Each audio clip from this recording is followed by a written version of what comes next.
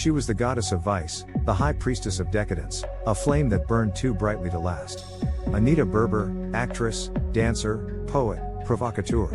A woman who lived beyond the boundaries of morality, art, and even sanity.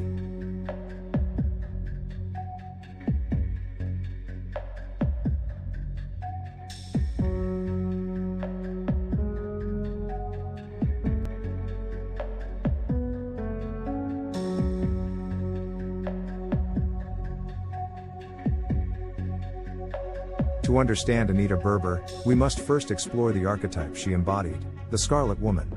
A concept deeply tied to the occultist Aleister Crowley's vision of the Whore of Babylon, an incarnation of divine feminine chaos, destruction, and sexual liberation. Crowley described her as the sacred harlot who rides upon the beast, drunk on the blood of saints, representing ultimate freedom from societal constraints. She is the devourer and the creator, the force of transformation.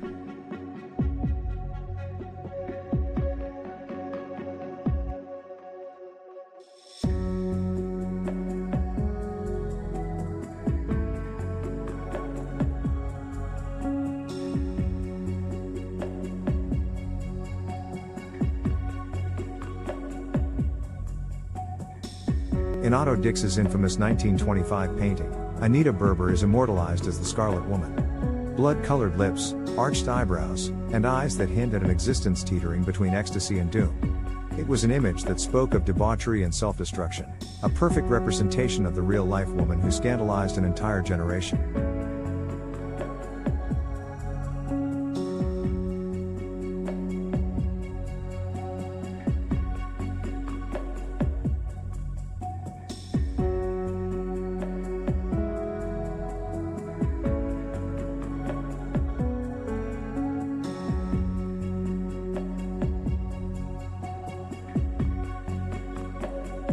Berlin in the 1920s was a city of contradictions.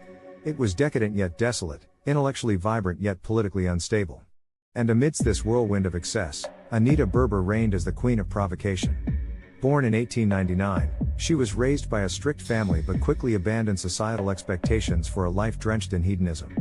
By the time she was in her early 20s, she had already become a sensation, a silent film star, a scandalous dancer, and a muse to poets, painters, and libertines alike.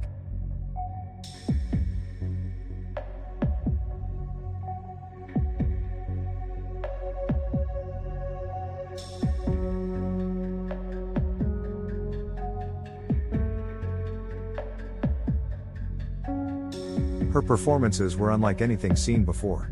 Naked except for a sheer veil or a live snake wrapped around her body, Berber's dances told stories of sex, death, and madness. Her choreography was raw and confrontational. She performed pieces like Cocaine and Morphine, depicting the highs and brutal lows of drug addiction. She was not merely an entertainer, she was a walking provocation.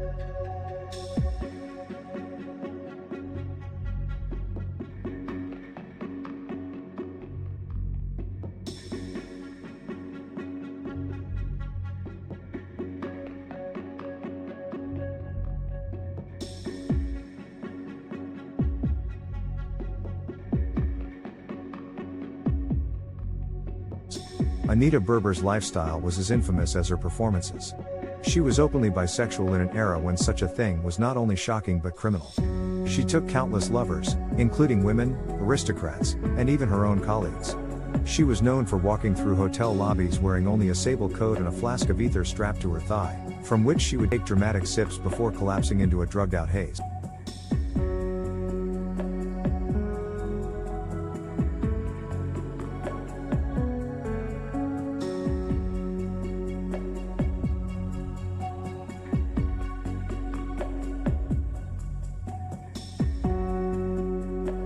But Anita's personal life was just as chaotic as her public persona. Her relationships were intense, passionate, and often destructive. She married 3 times, each union more turbulent than the last. Her first marriage to Eberhard von Nathusius ended in scandal. Her second, to the poet and dancer Sebastian Droste, was a partnership fueled by artistic ambition and narcotic-fueled madness. Together, they performed provocative, surrealist dances, but their relationship was plagued by violence and financial ruin. Droste eventually abandoned her, leaving her heartbroken and spiraling deeper into addiction. Her final marriage to Henri Chatton Hoffmann, a fellow dancer, was marked by moments of tenderness but could not save her from self-destructive tendencies.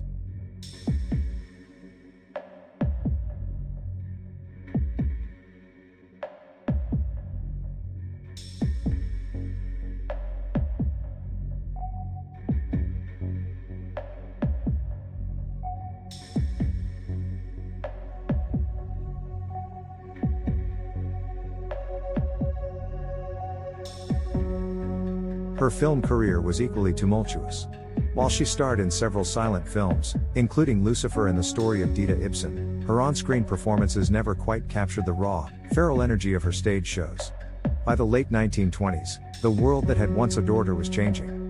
The Weimar Republic was crumbling, and the indulgences of the past were being replaced by the uprise of National Socialism. And Anita Berber? She was unraveling.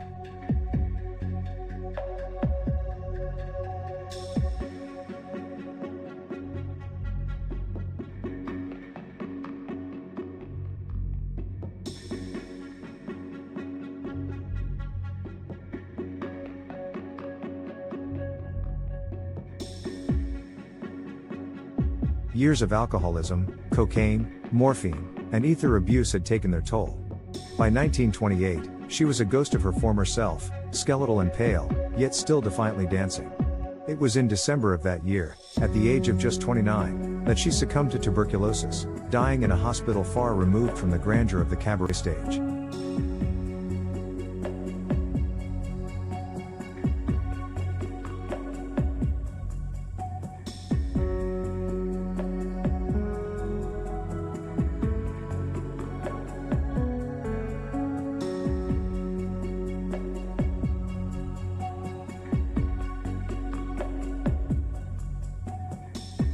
And so the Scarlet Dancer of Destruction was no more.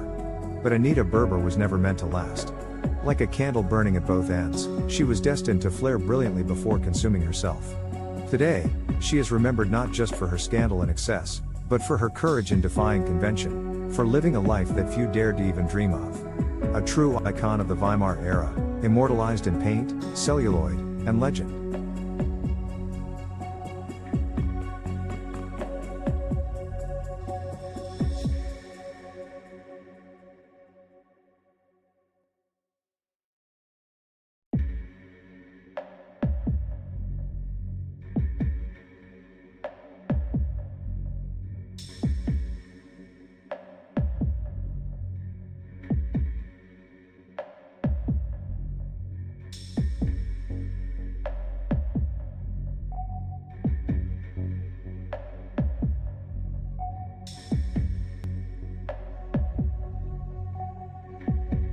If you enjoyed this deep dive into the life and legend of Anita Berber, make sure to like this video and subscribe to the channel for more stories of mystery, decadence, and forgotten history.